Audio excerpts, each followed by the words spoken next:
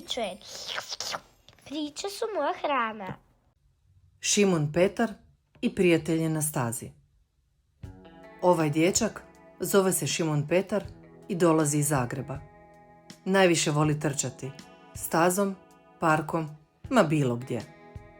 Ponekad trči s djecom u kolicima, jer želi da i oni osjete koliko je trčanje zabavno. Ima autizam, ali to ga ne sprječava da bude sretan i uporan. Zbog svog velikog srca i ljubavi prema trčanju, 2025. godine dobio je nagradu Ponos Hrvatske. Ovo je Bojanka za svu djecu. Onu djecu koja trče, koja crtaju, koja sanjaju. Za djecu koja uče da biti različit znači biti poseban. Dječak iz ove priče voli trčati s prijateljima i istraživati. Ponekad pogriješi, ali zna da tako učimo.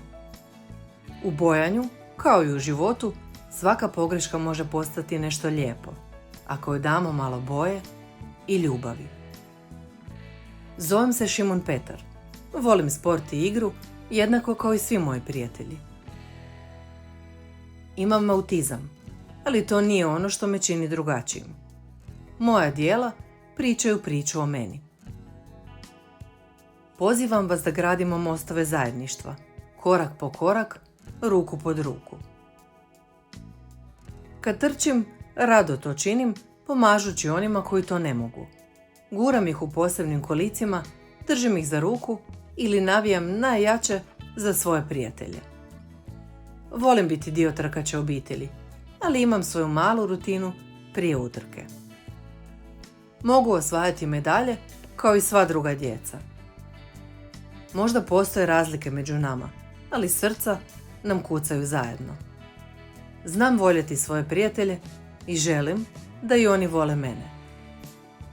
Djeca s invaliditetom nisu slabo sporta. Oni su moja i vaša snaga. Sport nas povezuje više nego riječi, jer igrom dijelimo radost i trud. Ne mijenjam svoj ritam da bih bio kao netko drugi. Imam svoj ritam i ponosim se njime. Kada netko kaže ne mogu, ja kažem možeš, uz osmijeh i podršku. Zajedno učimo poštovati različitosti i zajedno rastemo. Svi smo jednako vrijedni i svi zaslužujemo priliku. U našem svijetu ljubav i prihvaćanje čine najljepšu boju na našoj karti.